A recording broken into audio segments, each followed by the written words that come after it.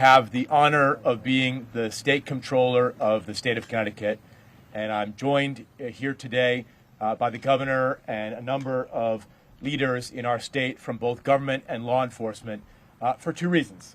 Number one, to commemorate the fact that today is National Peace Officer Day, which was signed into law by President Kennedy in 1961 for us to take a moment every May 15th to remember the police officers we've lost in the United States of America who paid the ultimate sacrifice and lost their lives in the line of duty serving communities all across the state. The memorial behind me is dedicated to the men and women in Connecticut who paid that ultimate sacrifice. And the second reason that we're here today is to watch the governor sign into law something that's called the Fallen Officer Fund, which is a fund that was passed by the General Assembly this year that's overseen by my office that has a very simple goal, which is that when a police officer or a state trooper here in Connecticut loses their life in the line of duty, Connecticut will immediately step in to ensure that that family has the supports that they need, both financially and also in terms of health insurance. One of the biggest things that we have heard about when we discussed putting this law together was that there are immediate needs that the loved ones have experienced. And we unfortunately know that because of tragic experiences that we've had here in Connecticut recently with police officers being killed in the line of duty. Today is about making sure that we say loud and clear to those officers that if the worst case happens, we will be there for your family. Now, this is particularly honorific for me to be involved in as the son and brother of police officers, as somebody who's from a family that knows that every time that person goes out the door, it may be the last time that you see them. And that's an unfortunate reality that many, many families in our state experience on a daily basis. But for me, having worked with the people behind us to put this together, I think it's an important thing that we're saying to those families so that they know if the worst does happen, we will be there for them, and we will certainly be there for them every single moment of that time. So with that, I'm going to call up a few people who were instrumental in helping to make this happen to say a few words, and obviously we'll end with the governor signing this into law. So the first person I would like to call up is Commissioner Ronald Higgins, who was a great partner in us getting this done. I should mention that his immediate predecessor, Commissioner Ravella, is really where this started because back in 2023, the legislature created this fund in the wake of the terrible tragedy that took the lives of Lieutenant Lamont and Sergeant Hamsey in Bristol in October of 2022. So in that 2023 session, they created this, but they simply gave my office the money to do it and didn't tell me much more than that. And so I worked with Commissioner Ravella, Representative Candelora, and some others that we'll call up in a moment. So I want to give Commissioner Ravella some proper thanks for his role in this. But it was Commissioner Higgins that stepped up immediately upon taking this job. It was one of the first conversations I had with him, and he was immediately ready to help as much as he could to get this done. So I'd love to call up Commissioner Ronald Higgins to say a few words. Thank you, Sean. Thank you, Sean. As Sean shared, one of the very first conversations I had was with him, and I want to give credit to Commissioner Ravella in his work in bringing it as far as he did. On Peace Officers Memorial Day and during Police Week, I stand with all others to show gratitude for the men and women in our state law enforcement community who make extraordinary sacrifices every day. I've been a police chief, and as the son of a police officer, the families of those men and women live each and every day in fear of the worst, that their loved one isn't coming home. Their wife, their daughter, their son, their brother, their mother. The Fallen Officers Fund ensures the state of Connecticut wraps its arms around a family in need after that officer has made the ultimate sacrifice. I want to thank Sean, but I also want to thank Representative Candelora and all the others all the other legislators that made this happen. And I want to thank the governor for signing this into law today. Thank you.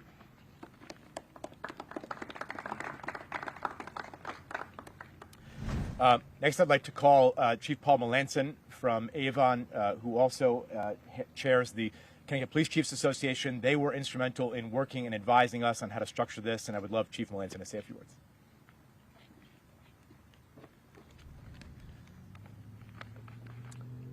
Thank you. And first, I would like to extend my heartfelt gratitude to the legislature, Governor Lamont, Comptroller Scanlon, and all involved in passing Public Act 24-27.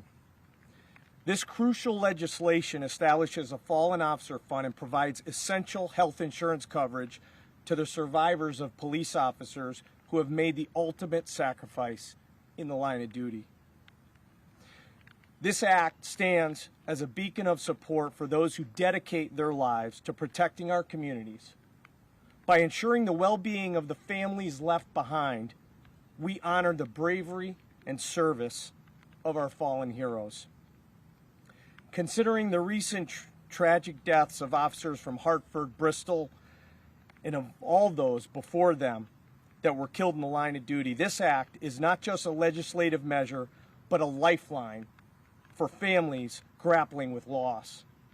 It serves as a testament to our state's commitment to stand by those who risk everything to keep us safe.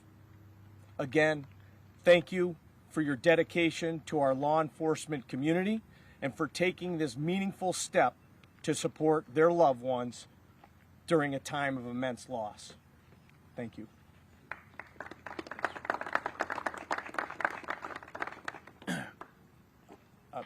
Next up, I'd like to call Chief Jason Doty from Hartford up, and as Chief Melanson just referenced, Hartford tragically lost one of their officers last September, and that officer, Officer Bobby Garden, was the first recipient of this fund, and his family was. And so I'd like to ask Chief Doty to say a few words.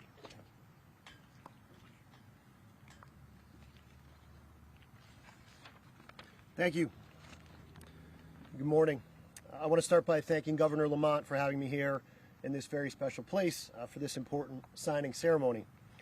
I also want to thank and acknowledge the efforts of the legislature, the comptroller, whose work has brought this bill to fruition.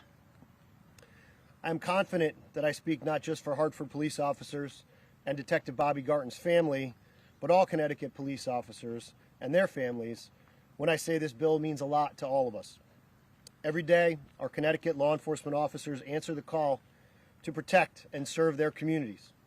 The only constant in their work is the uncertainty that comes with every call that they take.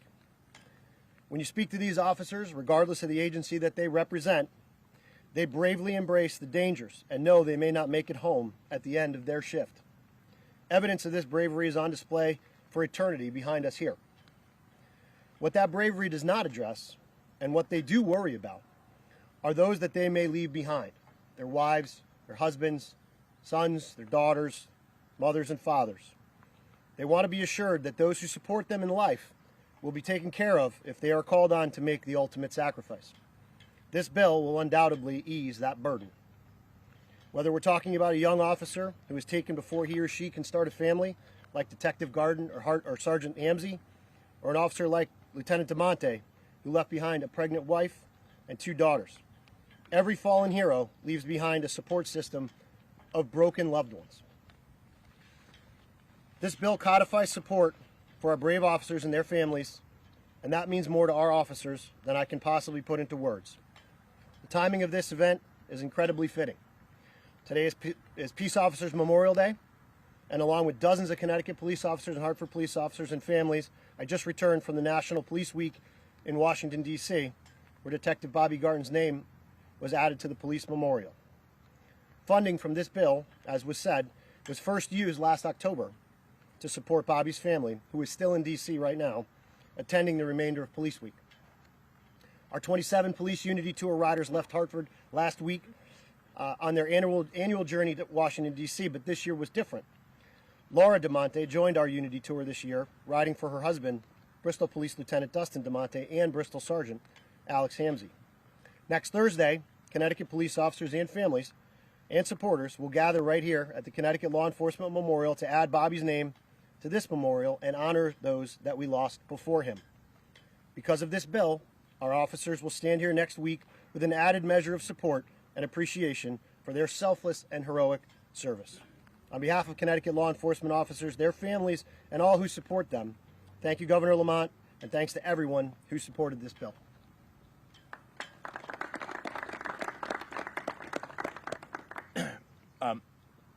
I'll talk about Representative Candelora in a moment, but our last law enforcement speaker today is Interim Chief Mark Morello from Bristol. Obviously, everybody standing here is aware of the terrible tragedy that occurred in October of 2022 in Bristol, and one of the first calls that Representative Candelora and I made was to, at the time, Chief Gould and Assistant Chief Morello in Bristol. And I want to recognize Chief Gould for drawing attention to the health care issue, which was not something that we were focused on at the time, but became critically important, as Chief Doty just alluded to, in the case of the tragedy in Bristol. And we wanted to make sure that in addition to having the family having the immediate financial support that they need, that they're also having the support that they need to continue getting the health care that they deserve, which was critically important in that situation. And that's another part of this bill that we're signing into law today, to say that family will be offered health insurance through my office, given that I run the state employee health care plan, for up to 5 years after that tragedy, and we will pay the premium for that family so that they don't have to worry about that in the event that they're not offered health care coverage from the community that they serve in. So would like to call up Interim Chief Mark Morello from Bristol to say a few words.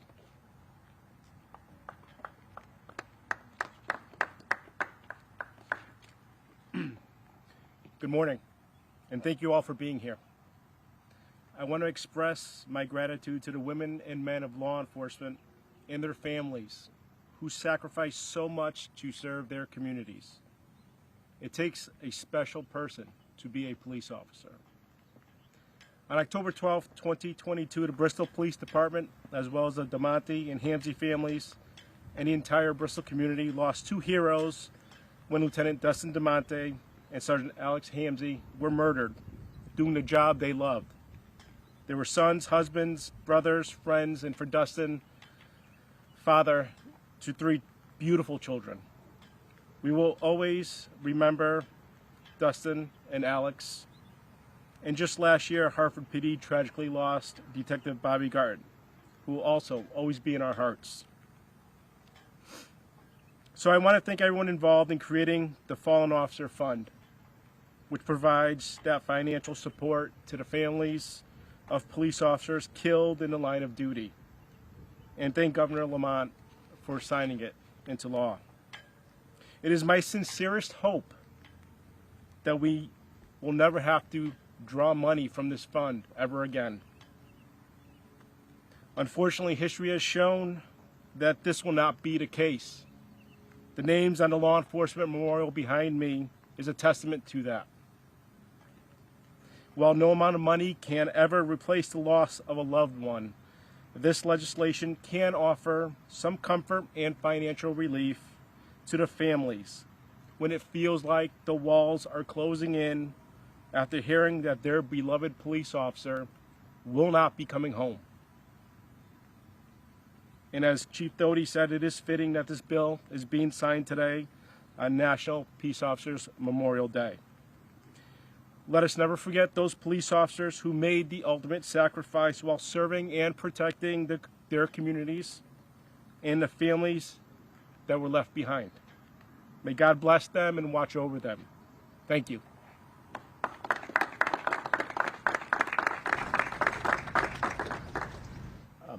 Our next two speakers are great legislators who helped make this possible. First, I'd like to ask Representative Vin Candelora to come up and say a few words. Before I served as comptroller, Vinny and I represented the town of Guilford together. And while we came from different parties, you'd never know it because we worked together each and every day on behalf of that community and did a lot of work together on other issues too. And so when this fund was created in 2023 and there wasn't a lot of meat on the bones, my first call was to Vinny to say, hey, let's get together and do what we've done before and figure this out and make it work. And we did that. We did a lot of meetings. And then this year, the legislature codified that into law, which is what the governor is signing today. But this would not have happened without Representative Candelora bringing it to the attention, proposing the bill to begin with, and then working with my office to make sure that we got this policy right for that terrible event that we have to use it. So, Representative Candelora. Thank you, Comptroller Scanlon, and thank you, Governor Lamont, for having this ceremony to call attention to this piece of legislation. You know, all too often we see on the news nationally of our police officers being killed in the line of duty. When it hit home in Bristol, I think it was very personal for a lot of us who knew those families that were impacted. And after the tragic event occurred, we saw the aftermath of how the families were trying to pick up the pieces. And that was sort of the genesis of how can the state of Connecticut step up and do something different. We know our local law enforcement always pull together and always help each other out. They're like family. But what could the state of Connecticut do? And that was how the Fallen Officers Fund was born. And I do want to thank Comptroller Scanlon, because when we did put it in the budget, we didn't have a lot of language to it. We knew the concept of it. But the Comptroller really looked at it and said, how can we help? You know, not just write a check, but what pressures can we take off of the families? And that started the conversations with the Bristol Police Departments to come up with this concept of not just providing potentially financial assistance, but also providing health care to families who so tragically can abruptly lose a breadwinner in a family, but then also have that chain effect of losing health care to their family as well. So it's just one small step for us, I think, to take to try to provide support to our officers, to let them know the state of Connecticut is here for you in tragedy. If the unthinkable happens, Connecticut will have your backs. Thank you.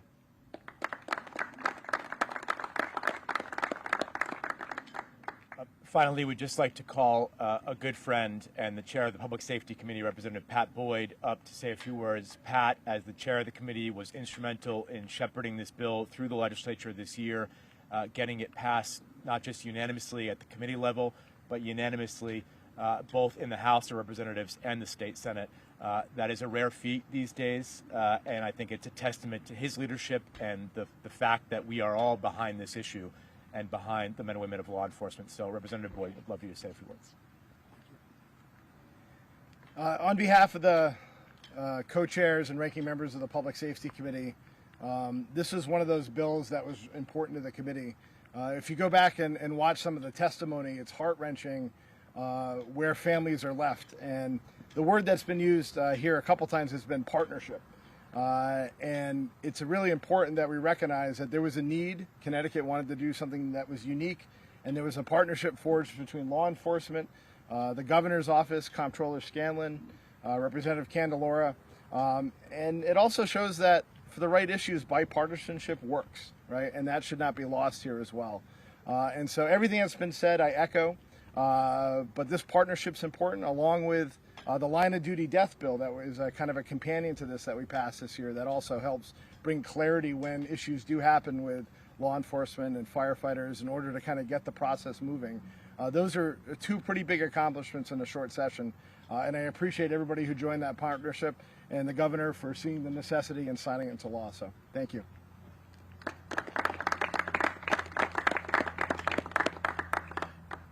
So I want to again thank everybody for being here today. This is, of course, a solemn day for us nationally, and it is a solemn day that we are stopping here to memorialize and witnessing this blue flame that 365 days a year stays lit in memory of those we've lost here. And while this bill, obviously, as many people mentioned, is something we hope we never have to use, I think we know that at some point we unfortunately will here in Connecticut. But I am proud of the fact that Connecticut is stepping up to be a leader, and that our proposal here and the bill the governor is about to sign is the strongest, not just in New England, but among the strongest in the country. And I think that that sends a really powerful signal to the families of the men and women of law enforcement. So without further ado, I'd like to call up the governor of the state of Connecticut, Governor Ned Lamont, to sign the bill. Well, thank you, Sean. And it's a solemn day, and it's a rainy day. And maybe it's fitting that we're here because our police show up to keep us safe in the most hellacious of circumstances. And as, I think Vinny said so, eloquently, this bill is just one way that we can say to you, we've got your back, and to your families, if there's a tragedy, we've got their back. And I say this in the context of a state that I believe we have some of the greatest police, municipal and state police in the country. I think you see that in evidence of bringing down the violent crime rate, a considerable risk to yourselves. I think you see that in terms of the risks that our police take every day, on your behalf. And we're trying to demonstrate our respect for you. We do that by recruiting more police, raising the starting pay for our police. We try and do that by getting those repeat offenders off the street so you know that you're making a difference. We try and do that by making sure you have the support you need if you're going into a tough situation. Maybe it's police, maybe it's some of the not-for-profits that ought to be there alongside of you. We try and do that by getting some of the most dangerous guns off the streets. Since the last bill on the assault weapons, 43,000 assault weapons have been registered. Little ways that we can show our respect for folks who every day put themselves at risk to keep us safe. And I think this bill is one more way of saying that.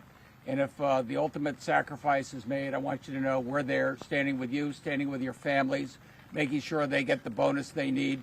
None of these folks got that, but everybody who's ever going to be on that wall going forward is going to get that $100,000 support, plus the health care, because they've earned it, they deserve it. And from the bottom of our hearts, thank you for what you do on behalf of the state of Connecticut.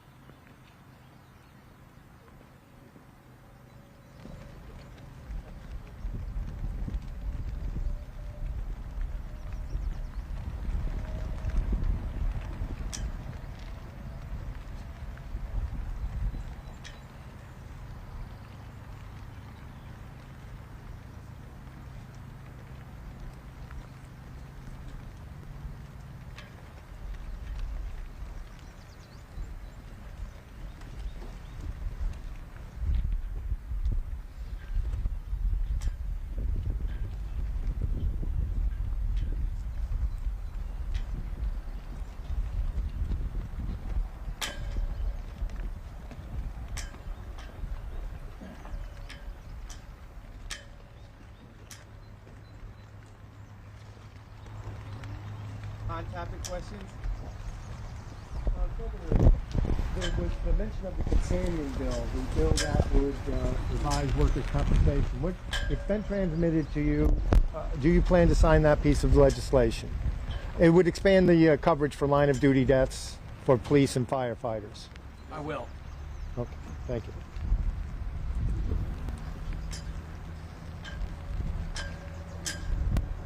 This is a question for either of the police chiefs. Can you just sort of talk about what the personal toll is on your department losing officers like you did?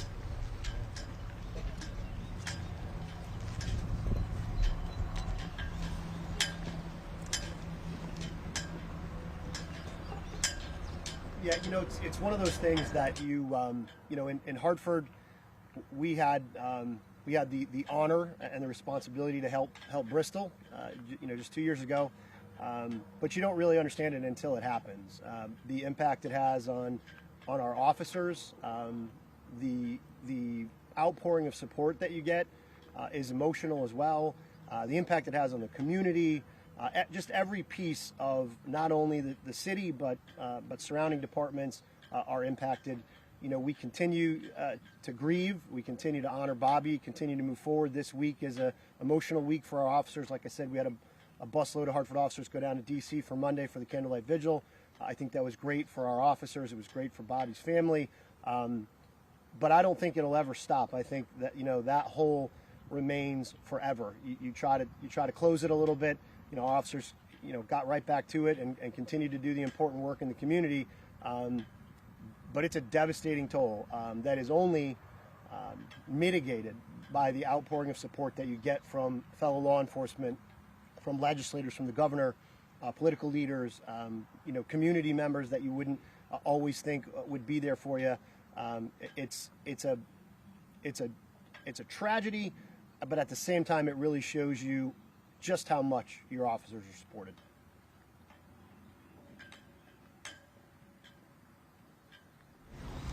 Thank you, everyone.